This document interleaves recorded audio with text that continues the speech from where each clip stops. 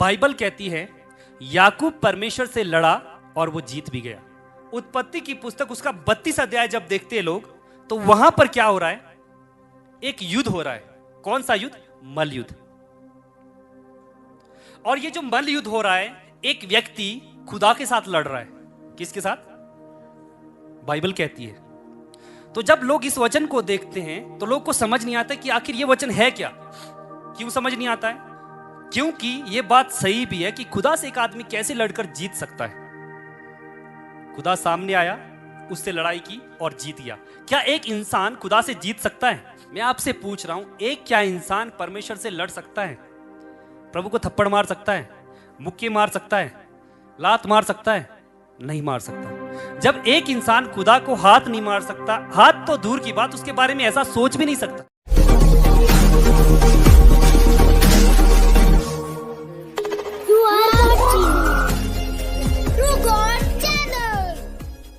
आज मैं बताना चाहता हूं, जब हम बाइबल की आयत को देखते हैं, बाइबल कहती है याकूब परमेश्वर से लड़ा और वो जीत भी गया।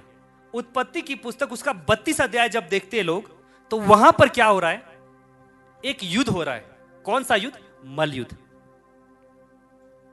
और ये जो मल्ल युद्ध हो रहा है, एक व्यक्ति खुदा के साथ लड़ रहा है। किसके साथ? बाइबल कहती है। तो जब लोग इस वचन को देखते हैं तो लोग को समझ नहीं आता कि आखिर ये वचन है क्या। क्यों समझ नहीं आता है?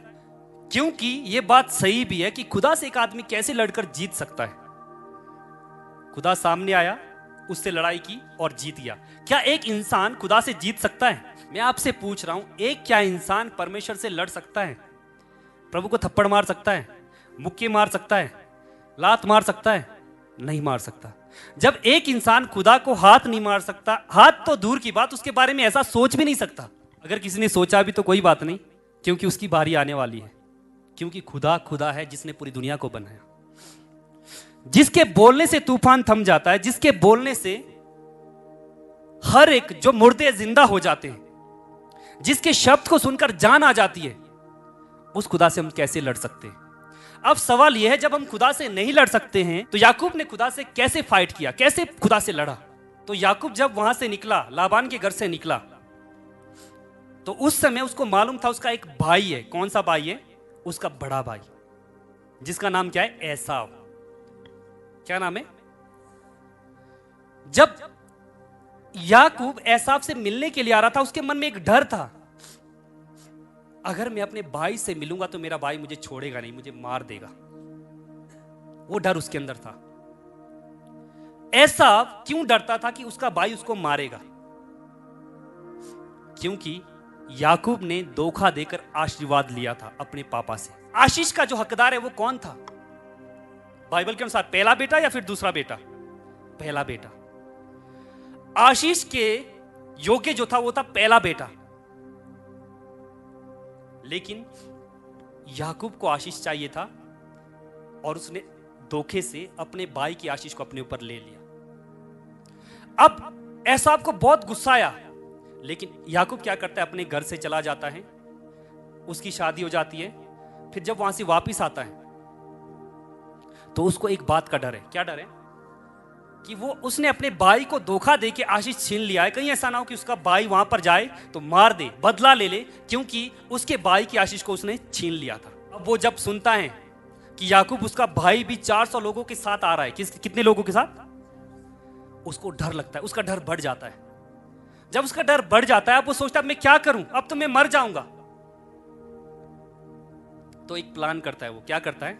3 अलग अलग झुंड बनाता है। एक झुंड को कहता है तुम जाओ, मेरे भाई से अगर मिलोगे तो उसको बोलना भेड़ बकरियां, बहुत सारे भेड़ तेरे लिए ला रहा है तेरा भाई, छोटा भाई, ताकि वो उस भेड़ को देखकर खुश हो जाए। याकूब ने सोचा पहले झुंड को अगर नहीं सुनेगा, पहले झुंड को देखकर अगर उसको गुस्सा आएगा, मार देगा, तो फिर दूसरे झुंड को भेजा, तुम भी ऐसा ही कहना, अगर दूसरे को मारेगा तो तीसरे को भेजा। ये सोचकर क्या करता है? 3 झुंड बनाकर भेजने का प्लान करता है और सोचता है कि लास्ट में उसका भाई क्या करेगा? ठंडा हो जाएगा और उसको क्षमा करेगा। वो बोलता है, अपने झुंड के लोगों को बोलता है जाकर बोलना कि तेरे भाई ने तेरे लिए भेंट भेजा है, खुश करने के लिए। तो अब क्या हुआ, इस रात्रि के समय अगले दिन याकूब से मिलना है, लेकिन रात्रि के समय क्या हुआ था मैं आपको बताना चाहता हूं। सबसे पहले हमें आज जानना है कि आखिर यहां याकूब और परमेश्वर के बीच में क्या लड़ाई हुई थी। यहां पर लिखा है मलयुद्ध, रैसल। जब वहां पर मलयुद्ध कर रहा था खुदा के साथ, उससे पहले एक घटना हुई है। मैं आपको बताऊंगा कि आखिर यहां पर क्या सचमुच में याकूब ने परमेश्वर के साथ युद्ध करके वो जीत गया या फिर कुछ और कारण था। अगर आप ध्यान से सुनोगे तो इस बात को समझोगे, नहीं तो बोलोगे याकूब ने तो परमेश्वर को हरा दिया, वो तो बहुत अद्भुत आदमी है ना, परमेश्वर को भी हराता है। पर मैंने आपको बताया उत्पत्ति उसका 32 अध्याय का 1 और 2 वचन, ठीक है, पढ़ो। याकूब ने अभी अपना मार्ग लिया और परमेश्वर के दूत उसे आ मिले। ओके, यहां पर पहले वचन में क्या लिखा है, याकूब ने भी अपना मार्ग लिया और परमेश्वर के दूत उसे आ मिले। याकूब के इस मलयुद्ध से पहले वो किसी से मिला है। किससे मिला है? स्वर्गदूतों से। वहां पर लिखा है स्वर्गदूत क्या करे? आ मिले। एक स्वर्गदूत नहीं था, बल्कि यहां पर बहुवचन का इस्तेमाल किया है। इंग्लिश में देखोगे तो एंजल्स का है। एंजल्स का मतलब बहुत सारे स्वर्गदूत, एंजल नहीं, एंजल्स। तो यहां पर हम जब देखते हैं तो क्या हुआ, रात्रि को युद्ध से पहले उसके साथ किसी की मुलाकात हो रही है। किसकी? याकूब की। किसके साथ मुलाकात हो रही है? स्वर्गदूतों के साथ मुलाकात हुई। और जब मुलाकात हुई, दूसरे वचन में पढ़ो क्या हुआ, वो क्या कहता है? उनको देखते ही याकूब ने कहा, यह तो परमेश्वर का दल है, इसीलिए उसने उस स्थान का नाम महनेम रखा। आमीन। जो आप देख रहे याकूब की जो मुठभेड़ हुई किसी एक पर्सन के साथ नहीं हुई थी। यहां पर लिखा गया है दल। याकूब की मुठभेड़ हुई स्वर्गदूतों के साथ, और स्वर्गदूतों को उसने देख लिया। और वो जब देखने के बाद क्या कहता है? यह तो परमेश्वर का दल है। अगले दिन एसाव से मिलना है, अपने बड़े भाई से। उससे पहले परमेश्वर के दूत, स्वर्गदूत लोग वहां पर दिख रहे हैं। याकूब की मुठभेड़ हुई, याकूब ने पहचान लिया। याकूब ने क्या पहचाना? याकूब ने यह पहचान लिया कि यह परमेश्वर का दल है। याकूब अकेला रहा हुआ है, सोच रहा हो सकता है, चिंतित हो सकता है, बहुत सारी बातों को सोच रहा हो सकता है। पहले तो मुलाकात हुई है नहीं हुई है? पहले मुलाकात हुई या नहीं स्वर्गदूतों के साथ? जब वो रात्रि के समय इस बात को सोच रहा होगा कि कल मुझे अपने भाई से मिलना है, तो हो सकता है कि वो बहुत सारी पीड़ाओं से गुजर रहा हो। कल क्या होगा? अगर कल आपके बारी आने वाले किसी के साथ युद्ध होना है, कोई आपको मारने जा रहा है, तो आपको डर होगा या नहीं? बहुत सारी बातें उसके जीवन में चल रही हो सकती है। लेकिन वो क्या करता है? सब लोग को पार उतारता है, वो अकेला ठहरता है। वचन हम देखेंगे, पहले इन वचनों को पढ़ेंगे, फिर हम समझेंगे कि याकूब ने क्या युद्ध किया था। ठीक है, आइए हम देखें 32 का 22 वचन। उसी रात वह उठा और अपने दोनों स्त्रियां और दोनों दासी और 11 लड़कों को संग लेकर घाट के यब्बोक नदी के पार उतर गया। ओके, क्या हुआ उस रात को? उसी रात उसको पता है अब कल के दिन मेरी बारी आने वाली है, और उस रात को उठकर वो क्या करता है? दोनों दासी और 11 लड़कों को संग लेकर घाट से यब्बोक नदी के पार उतर गया। अब आगे क्या लिखा है? 23 वचन पढ़े। उसने उन्हें उस नदी के पार उतार दिया, वरना अपना सब कुछ पार उतार दिया। ओके, उसने उन्हें उस नदी के पार उतार दिया, वरना अपना सब कुछ पार उतार दिया। उसके पास जो कुछ भी था सारा पार उतार दिया। ठीक है, कोई और पढ़े आगे वचन 24। आप लोग ध्यान से सुनना क्या हो रहा है यहां पे। ठीक है, पहला आप लोग को ध्यान देना, पॉइंट याद दिला रहा हूं मैं। पहला क्या हुआ था? याकूब की मुलाकात हुई थी स्वर्गदूतों के साथ। वो कहता है ये तो परमेश्वर का दल है। उसके बाद क्या हुआ? यहां पर रात्रि के समय में उसने क्या कर दिया? अपने परिवार समेत सब लोगों को पार उतार दिया, यब्बोक नदी के पार उतार दिया। अब आगे सुनना है क्या हो रहा है। और याकूब आप अकेला रह गया, तब कोई पुरुष आकर पो फटने तक उससे मलयुद्ध करता रहा। और वो अकेला रह गया, वो बिल्कुल अकेला था, कोई उसके पड़ोस में नहीं, इधर नहीं, कुछ नहीं, वो अकेला रह गया। तो उसने सब कुछ पार उतार दिया, लेकिन वो अकेला रह गया। जब वो अकेला हो गया तो यहां पर क्या लिखा है? यहां पर लिखा है और आप अकेला रह गया, तब कोई पुरुष आकर पौ फटने तक उससे मलयुद्ध करता रहा। वचन कहता है कि कोई पुरुष आया और सुबह तक पौ फटने तक, यानी कि जब सुबह होने वाली होती है तब तक क्या हुआ? मलयुद्ध होता रहा उन दोनों के बीच। मलयुद्ध पकड़ रहे एक दूसरे को, है ना? तो यहां पर मलयुद्ध कर रहे हैं। कब तक मलयुद्ध हो रहा था? सुबह के समय तक। लेकिन कब हुआ? रात्रि के समय। अब हम नहीं जानते कितने घंटे का मलयुद्ध हुआ है, हमें नहीं पता, इसमें नहीं पता कि कितने घंटे का मलयुद्ध है, लेकिन वो रात को उसने पार लगाया, तब जाके वो अकेला था, रात्रि का समय था, है ना। और वो अब क्या कर रहा है? एक पुरुष आया और उसके साथ क्या करने लगा? मलयुद्ध। क्या ऐसा हो सकता है कोई व्यक्ति उसके पास आया और उसको कह दिया आजा मैं तुझे तेरे साथ लड़ना चाहता हूं? क्या ऐसा हो सकता है? कुछ कारण होता है मलयुद्ध का। अब याकूब और उस व्यक्ति का कारण क्या था मलयुद्ध का? क्या उस व्यक्ति ने याकूब को बोला होगा मैं तुझे छोड़ूंगा नहीं, आजा तू मेरे साथ लड़? या याकूब को गाली दिया होगा तू काम का नहीं है, तू ये है तू वो है, बोला होगा? वहां पर क्या लिखा है? सीधे, इसमें पूरी बातें नहीं लिखी है, कुछ बातें क्या कही गई है। सीधा एक व्यक्ति आता है, पौ फटने तक क्या करता है? याकूब के साथ मलयुद्ध कर रहा है। मलयुद्ध मतलब थप्पड़ मारना नहीं, एक कुश्ती की तरह पकड़कर। अब यहां पर जब एक व्यक्ति आ रहा है तो सीधे उसके साथ आकर लड़ेगा नहीं, कुछ कारण होगा। उससे पहले कुछ हुआ है, उससे पहले कुछ हुआ है जिसके कारण से वो रात्रि के समय उस व्यक्ति के साथ मलयुद्ध कर रहा है। उससे पहले क्या हुआ है? जब याकूब ने पहले क्या देखा था? स्वर्गदूतों को देखा था। अब याकूब ने जब स्वर्गदूतों को देखा था, दल को देखा, रात्रि के समय जो व्यक्ति उससे मिला उसको समझ आ गया कि ये कोई ना कोई है जो सच में सही व्यक्ति है। हालेलुया। ये लड़ाई ऐसी लड़ाई नहीं थी कि टांग को तोड़ दे, आंख को फोड़ दे और निकल जाए, नहीं, ये लड़ाई नहीं थी। क्या आपको मालूम है परमेश्वर चाहे तो पल भर में सब कुछ नाश कर सकता है। अब्राहम को परमेश्वर कहता है सदोम और अमोरा को देखो, उनका पाप बढ़ चुका है, मैं उसको नाश करने जा रहा हूं। अब क्योंकि परमेश्वर अगर 10 भी लोग वहां पर धर्मी होते, सदोम और अमोरा नाश नहीं होता, लेकिन एक ही पल में सब कुछ जल गया। ये कैसा परमेश्वर है? सामर्थी परमेश्वर। ये जो परमेश्वर है कैसा है? जो सदोम और अमोरा को पल भर में राख कर देता है। अब्राहम को दर्शन जब दिया था क्या हुआ था? परमेश्वर ने अब्राहम को जब दर्शन दिया तो 3 पुरुष उसके सामने दिखे। कितने पुरुष दिखे? तो हम इस बात को भी देखेंगे, ठीक है। अब मैं डिटेल से आपको समझाना चाहता हूं। आखिर याकूब उसको समझ चुका था कि ये परमेश्वर है। मैं आपको पहला बताना चाहता हूं, उसको मालूम नहीं था कि ये परमेश्वर है, लेकिन उसको एक बात मालूम थी कि कुछ ना कुछ इसके अंदर है। हालेलुया। जब आप खुदा से मिलोगे, अगर आप उसको नहीं भी पहचानोगे, लेकिन आपके अंदर से ही महसूस होगा कि कुछ ना कुछ ये व्यक्ति में है। हालेलुया। अब यहां पर क्या हुआ? अब्राहम के जीवन में देखिए, अब्राहम के पास भी देखिए क्या हुआ। अब निकालें उत्पत्ति 18 अध्याय का 1 और 2 वचन पहले पढ़े। यहां पर लिखा है अब्राहम ममरे के बांज वृक्षों के बीच कड़ी धूप के समय तंबू के द्वार पर बैठा हुआ था, तब यहोवा ने उसे दर्शन दिया। किसने दर्शन दिया? यहोवा। हालेलुया। परमेश्वर ने उसको दर्शन दिया। और दूसरा, उसने आंख उठाकर दृष्टि की तो क्या देखा कि 3 पुरुष उसके सामने खड़े हैं। अब जब उसने देखा तो अचानक से उसने 3 पुरुष को देखा। मैं आपको बताना चाहता हूं, ये 3 पुरुषों को जब देखा, अब्राहम को पूरा मालूम नहीं था कि ये खुदा है। आज मैं आपको क्लियर करूंगा वचनों से ही, ठीक है। अब्राहम को मालूम नहीं कि ये जो उतरे ये यहोवा है। सब लोग ध्यान से सुन रहे हैं? अगर अब्राहम को पता होता तो अब्राहम क्या करता? पहला काम अब्राहम ने क्या किया? उन 3 पुरुषों को अब्राहम ने जैसे ही देखा दंडवत करता है। इसको मालूम नहीं था कि ये यहोवा है। अभी मालूम नहीं है, बाद में मालूम हो जाएगा, लेकिन अभी नहीं। सिर्फ उसने अचानक से क्या देखा? दर्शन में देखा, और देखने के बाद 3 पुरुष सामने खड़े थे और ठीक वैसा ही उसने देखा। अब इसको मालूम नहीं कि ये परमेश्वर है। अगर इसको मालूम होता कि ये परमेश्वर है, वो ये नहीं कहता रुको रुको मैं रोटी बनाता हूं।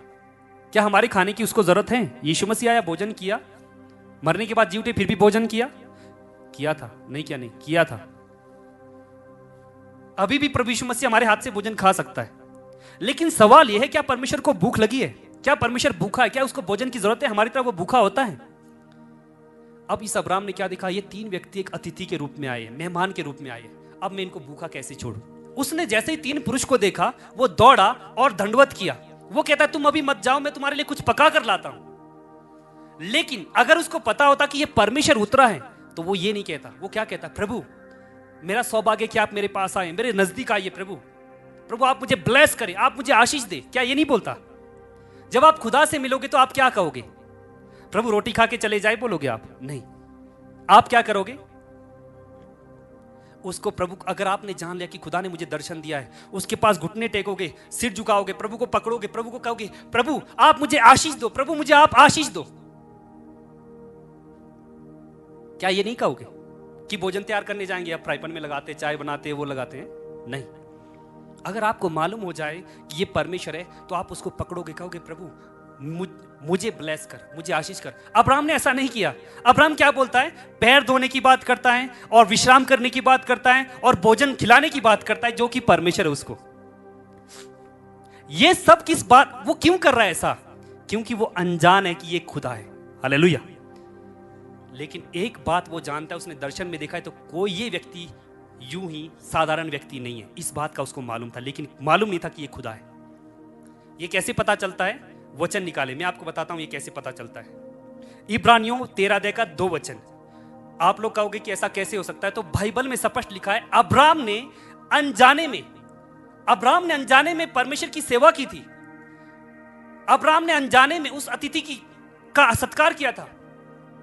उसको मालूम नहीं कि खुदा मेरे पास आए, उसको मालूम नहीं कि तीन जो है वो सचमुच में परमेश्वर की ओर से और उसके बीच में यीशु मसीह भी है, उसको मालूम नहीं।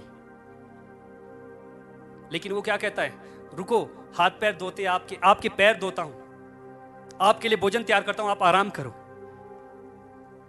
क्योंकि उसको ये मालूम है कि ये व्यक्ति विशेष है, ये तीनों साधारण व्यक्ति नहीं है, लेकिन मालूम नहीं कि ये खुदा है। इसीलिए वो क्या कहते हैं? पैर धोने की बात करते हैं, खाना खिलाने की बात करता है वो, है ना?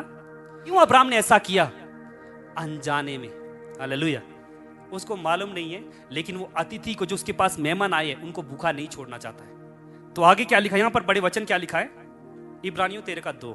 अतिथि सत्कार करना ना भूलना, क्योंकि इसके द्वारा कुछ लोगों ने अनजाने में स्वर्गदूतों का आदर सत्कार किया है। अनजाने में सेवा की थी। स्वर्गदूत आपके सामने आएंगे तो आप उसको खाना देने के लिए नहीं दौड़ोगे, है ना?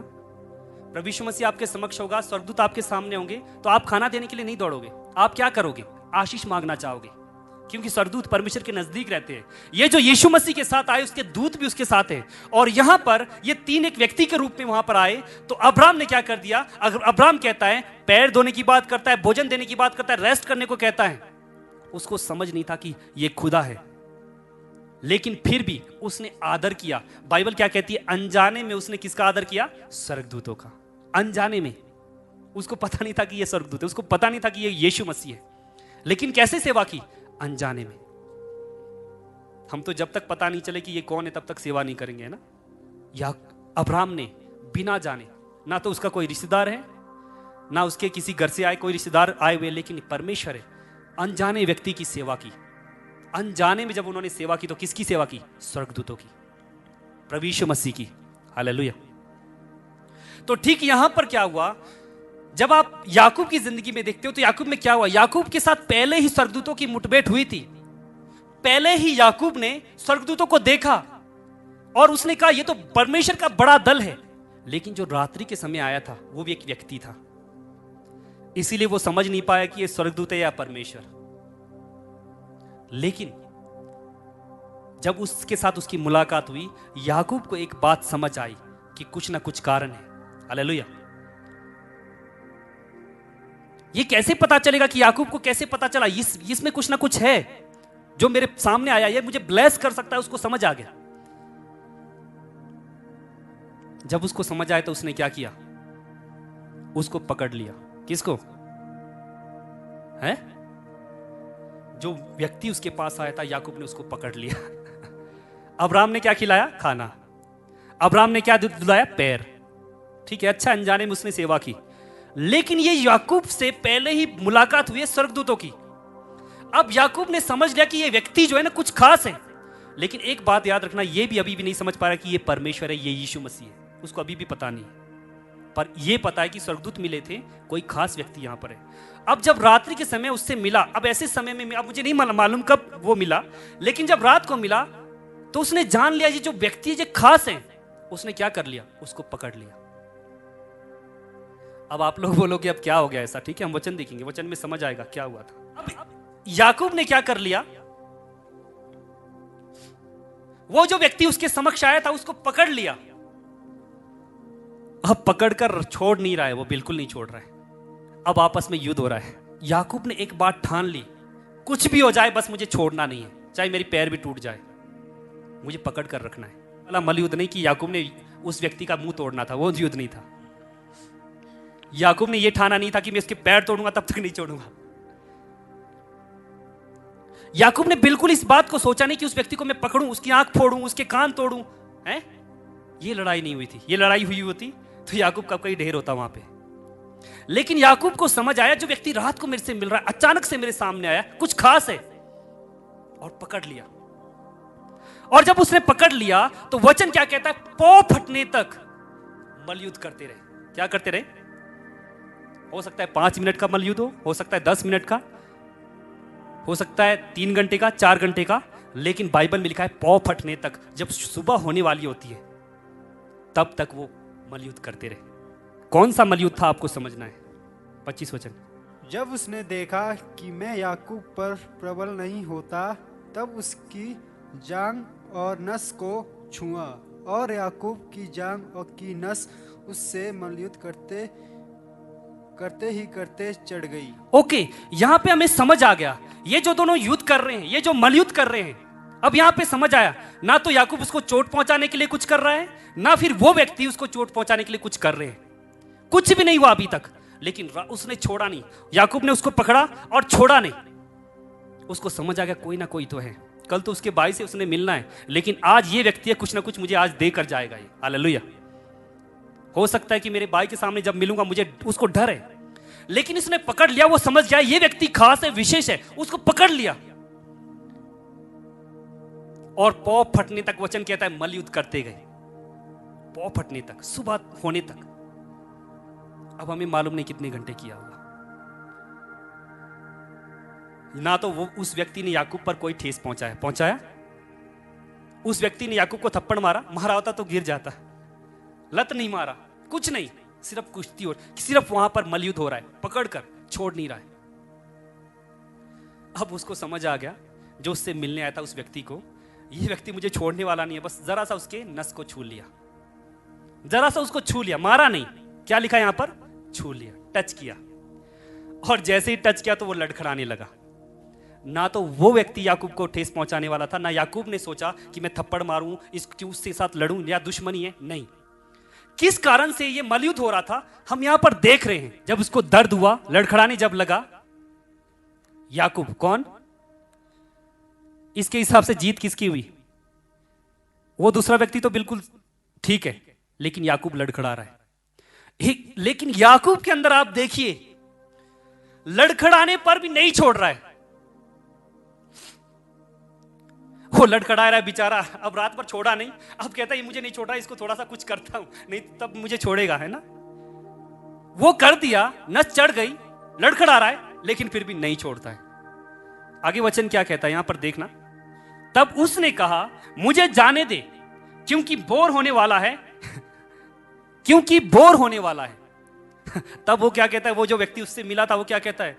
मुझे जाने दे, बोर होने वाला है, छोड़ दे। एक बात देखिए यहां पर, पहली बात, रात भर मलयुद्ध किया, पहली बात उसने बहुत मलयुद्ध किया, लेकिन छोड़ा नहीं। अब हल्की सी नस को दबाया, अब हल्का सा उसको दर्द दिया और वो लड़खड़ाने लगा, लेकिन फिर भी याकूब बोलता है नहीं छोड़ रहा है इसको, कुछ भी कर नहीं छोड़ूंगा, चुप मुझे लंगड़ा भी कर नहीं छोड़ूंगा। इसका मतलब ये लड़ाई नहीं थी। लड़खड़ाने के बाद तो हार गया करके हार जाता वो, लेकिन नहीं, मैं हारूंगा नहीं। वहां पर व्यक्ति ने देखा कि मैं इस पर प्रबल नहीं हो रहा हूं। वो व्यक्ति कोई और नहीं था, परमेश्वर था। हालेलुया। परमेश्वर देख रहा है कि मैं इस पर प्रबल नहीं हो रहा हूं। कौन सा प्रबल? युद्ध करके एक दूसरे को मारकर प्रबल नहीं, बल्कि पकड़कर आशीष लेने में वो जीत गया। हालेलुया। वो क्या कहता है यहां पर? क्या हुआ?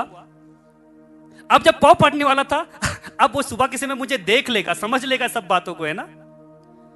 अभी तक याकूब ने नहीं समझा कि ये परमेश्वर है। याद रखना, मैं पहले ही बताया, अभी तक जब नस चढ़ी तब तक वो नहीं समझ पाया, लेकिन एक बात जानता था, इससे आज मुझे आशीष मिल सकती है। इसको मालूम तो नहीं कि ये स्पष्ट खुदा है, लेकिन एक बात मालूम है, इसके अंदर कुछ है जो मुझे दे सकता है। हालेलुया। उसको मुझे छोड़ना नहीं है, उसको मुझे पकड़ना है। हम थक जाते हैं अगर प्रार्थना करेंगे, प्रभु 2 मिनट हो गए प्रभु, अब नहीं हो सकता प्रभु, लेकिन हार जाते हम प्रार्थना में, हम हार जाते खुदा से मांगने में, हम हार जाते जब प्रभु के समक्ष बैठते हैं, जब गले तक आता है प्रभु नहीं नहीं नहीं आप मुझे शूट नहीं हो रहे, मैं चलता हूं, नहीं प्रभु अब हो गया, अब बहुत हो गया, चले जाओ कोई बात नहीं। लेकिन याकूब को यहां पर लड़खड़ाने लग गया, फिर भी उसने नहीं छोड़ा। अब वो व्यक्ति क्या कहता है, अब तू मुझे छोड़ क्योंकि सुबह होने वाली, अब तू मुझे छोड़। अब यहां पर क्या बात हुई देखो 26 वचन, तब उसने कहा मुझे जाने दे क्योंकि बोर होने वाला है। क्या होने वाला है? पौ फटने वाली थी तब तक युद्ध किया, अब कहता है कि अब सुबह होने वाली है, मुझे छोड़ दे। वो व्यक्ति कहता है, परमेश्वर कह रहा है, वो कहता है अब तू मुझे जाने दे। ये जोर लगाया लेकिन वो नहीं छोड़ रहा है। ये कुश्ती कौन सी हो रही थी? पकड़ने और छुड़ाने की। एक व्यक्ति पकड़ कर रखना चाहता है, दूसरा व्यक्ति छुड़ाना चाहता है, लेकिन जो पकड़ने वाला है वो व्यक्ति कहता है मैं नहीं छोड़ूंगा तो नहीं छोड़ूंगा प्रभु। लेकिन परमेश्वर उसको मार कर गिरा कर घायल करके भागने वाला नहीं था, वो भी देखना चाहता था कि कब तक ये प्रयत्न करके मुझे पकड़ कर रखता है, पौ फटने तक। हालेलुया। अब यहां पर क्या हुआ, तब उसने कहा मुझे जाने दे। किसने? उस व्यक्ति ने कहा याकूब अब तू मुझे जाने दे, अब सुबह होने वाली है, बहुत हो गया, तूने बहुत पकड़ा, अब तो छोड़ ले। जबरदस्ती भी प्रभु निकलना नहीं चाहता है, उसको थप्पड़ मार के गिरा कर निकलना नहीं चाहता है, लेकिन कहता है याकूब अब छोड़ दे, क्योंकि रात को जो मुठभेड़ हुई है, जो मुलाकात हुई, उसमें समझ गया कुछ खास है ये व्यक्ति, लेकिन वो नहीं छोड़ता है। और याकूब क्या कहता है यहां पर देखो, याकूब ने कहा जब तक तू मुझे आशीर्वाद ना दे तब तक मैं तुझे जाने ना दूंगा। आमेन। यही था जो रात भर पकड़े हुए था, परमेश्वर को मारकर उससे लड़ाई नहीं कर रहा था रात भर, परमेश्वर से रात भर मांगने के लिए पकड़ कर रखा था। हालेलुया। हो परमेश्वर छूटना चाहता है, लेकिन वो कहता है मैं नहीं छोड़ूंगा प्रभु, मुझे तू ब्लेसिंग कर। ये जो शब्द है, ये शब्द एक बार यहां पर हम इस्तेमाल होता हुआ देख रहे हैं, लेकिन हो सकता है कि वो रात भर कह रहा हो प्रभु जब तक नहीं छोड़े, जब तक ब्लेस नहीं करेगा, जब तक तू आशीष नहीं देगा मैं नहीं छोड़ूंगा। हो बार बार कह रहा हो प्रभु मैं नहीं छोड़ूंगा, एक बार तू आशीष दे, लेकिन सुबह के समय कहता है मैं नहीं छोड़, तूने मुझे मेरी जान को छुआ, मैं लड़खड़ा रहा हूं, अभी भी कहता है मेरी ताकत कम हो गई लेकिन मैं फिर भी नहीं छोड़ूंगा। हालेलुया।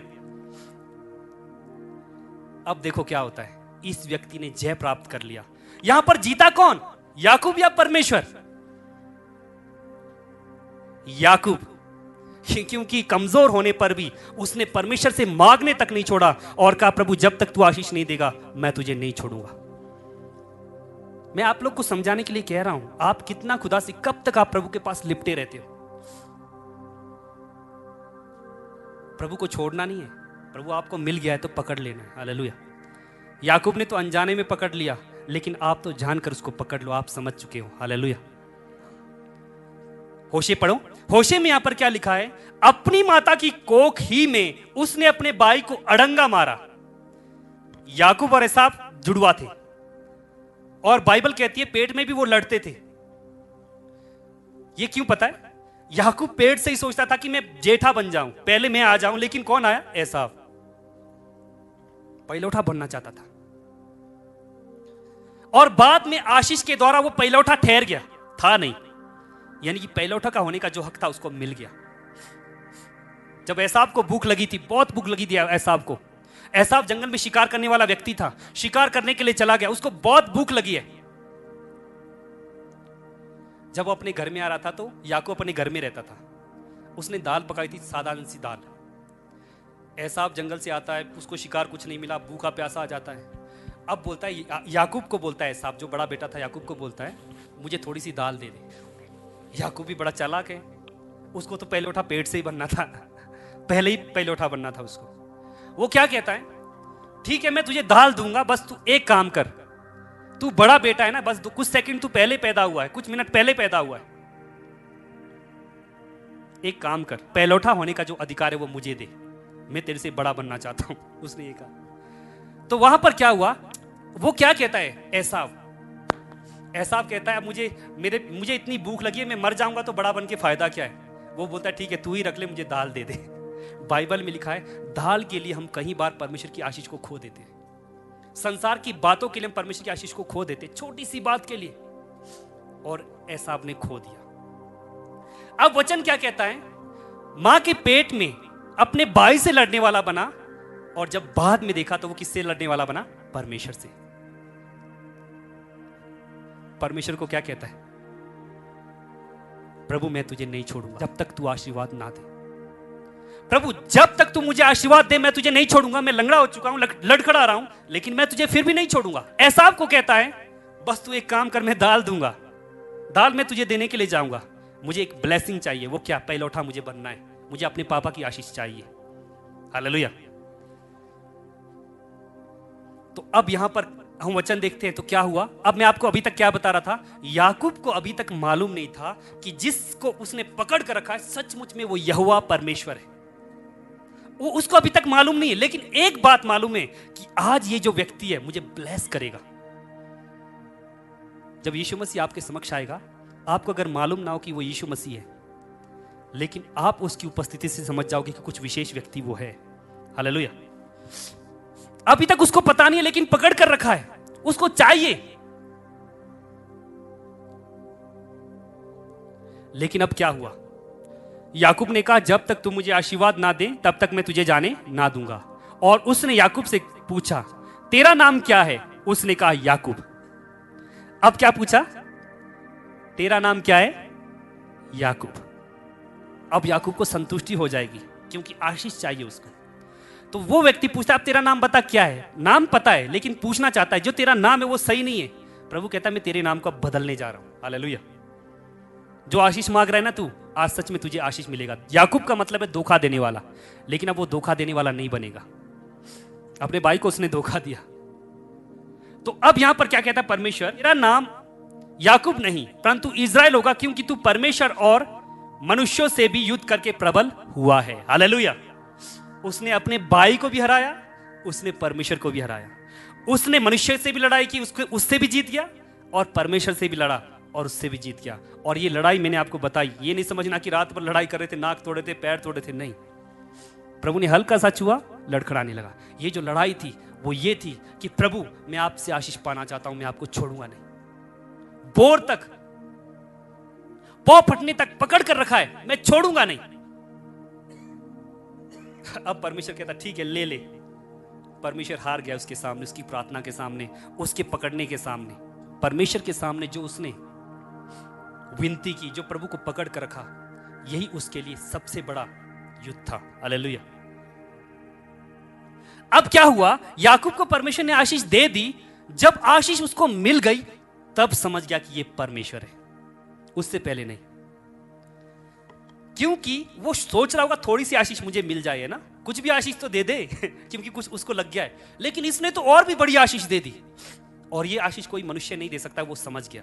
आगे क्या हुआ देखो। जब ये आशीष दी तो क्या होता है? आगे क्या कहता है? याकूब ने कहा मैं विनती करता हूं मुझे अपना नाम बता। याकूब कहता है अब नाम बता, अभी तक पहचाना नहीं है लेकिन कुछ लग रहा है, अब बता तू अपना नाम बता। उसने कहा तू मेरा नाम क्यों पूछता है? जब मूसा की जलती जाड़ी में परमेश्वर ने दर्शन दिया तो क्या कहा? मैं जो हूं सो हूं मैं हूं। यहां पे भी पूछता है तुम मेरे बारे में क्यों पूछता है? तब उसने उसको वही आशीर्वाद दिया। हालेलुया। अब उसको आशीर्वाद मिल गया। जैसे ही उसको आशीर्वाद मिला, आशीर्वाद बड़ी थी, उसके ऊपर जो आशीर्वाद दिया था वो बहुत बड़ा था। एक बहुत बड़ी नेशंस के लिए, पूरी दुनिया के लिए एक ब्लेसिंग का कारण था याकूब। और याकूब का जो नाम है आप जानते हैं, इज़राइल करके हम प्रत्येक दिन जो बाइबल में पढ़ते हैं वो यही याकूब है जिसके नाम पर पूरे देश का नाम पड़ा। और उसके अंदर जितने लोग उसकी संतान है आज इज़राइली कहलाए जाते हैं। हालेलुया। ये बहुत बड़ी ब्लेसिंग थी, उसने छोड़ा नहीं। और केवल 3-4 घंटे के मलयुद्ध में उसको पकड़ने के कारण आज हमेशा के लिए वो ब्लेस्ड है। हालेलुया। अब यहां आगे क्या हुआ? तब याकूब ने 30 वचन में, तब याकूब ने यह कहकर उस स्थान का नाम पनीएल रखा, परमेश्वर को आमने सामने देखने पर भी मेरा प्राण बच गया। आमीन। अब वो क्या कह रहा है?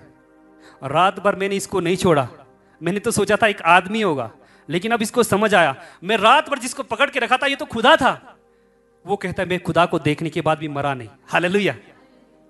परमेश्वर पहले ही डेड कर सकता था, लेकिन वो समझ गया परमेश्वर ने मुझे मारा नहीं है। वो मनुष्य बनकर आया, वो देखना चाहता था कि आखिर मांगने में कैसे जय प्राप्त करता है। और उसने पकड़ा परमेश्वर को रात भर। पौ फटने तक कहता नहीं ब्लेस कर, लड़खड़ाते हुए कहता है ब्लेस कर। और ब्लेसिंग जब मिली, अगर ये पहले समझ गया होता तो कभी ऐसा पकड़ कर नहीं रखता। वो भले ही विनती करता प्रभु प्लीज प्लीज मत जाओ, प्लीज ब्लेस करो, प्लीज ब्लेस करो, नहीं, उसने पकड़ा। उसको मालूम था ये व्यक्ति विशेष है, लेकिन मालूम नहीं था कि ये खुदा है। हालेलुया। तो सच में याकूब ने परमेश्वर पर जय प्राप्त की, लड़ने में नहीं बल्कि पाने में। हालेलुया। परमेश्वर से वो पाना चाहता था। अगर कोई व्यक्ति आपके पास आता है, आपको कहता है मुझे ये चाहिए, लेकिन आप उसको देना नहीं चाहते, वो आपके पैर पकड़ रहा है, वो हाथ आपके हाथ पकड़, आप बहुत अच्छे आदमी, बहुत ऊंचे स्थान पर है, आपको सब लोग जानते हैं, आपका नाम बहुत ऊंचा है, लेकिन वो व्यक्ति ऐसी चीज ले रहा है जो आप दे ही नहीं सकते उसको। वो आपके पैर पकड़ रहा है, हाथ पकड़ रहा है, आप कह रहे हैं मैंने देना ही नहीं। लेकिन बाद में आपने, उसने जब बार बार मांगा तो आपने कहा चलो दे ही देता हूं, दे दिया। जीता कौन? देने वाला या फिर मांगने वाला? हालेलुया। यही युद्ध था जिसमें याकूब जीत गया। आइए हम प्रभु को धन्यवाद दें इस युद्ध के लिए जो याकूब ने जय प्राप्त किया, परमेश्वर से लड़ा और जीता। आज बहुत सारे लोग इस बात को नहीं समझते हैं, वो सोचते कि हाँ खुदा से लड़कर जीत गया, मारे होंगे, मुक्के मारे होंगे। नहीं, ऐसा युद्ध ये नहीं था, ये युद्ध था मांगने का। आइए हम प्रार्थना करें प्रभु के समक्ष। आपको भी इस प्रकार मांगने की आवश्यकता है कि खुदा जब तक आप मुझे ब्लेस ना करें, जब तक प्रभु मैं आपके नज़दीक ना रहूं, जब तक प्रभु आपको से उन बातों को प्राप्त ना करूं, प्रभु मैं आपको छोड़ूंगा नहीं, चाहे मैं लड़खड़ाऊं, चाहे मेरे प्राण जाए। आइए हम प्रार्थना करें। याकूब समझ गया कि मैंने खुदा से मुठभेड़ की, लेकिन मैं जिंदा हूं, खुदा से मिलने पर भी मैं जिंदा हूं। आइए हम प्रार्थना करें, उस खुदा का धन्यवाद करें कि उसने याकूब को मारा नहीं बल्कि याकूब को ब्लेस किया।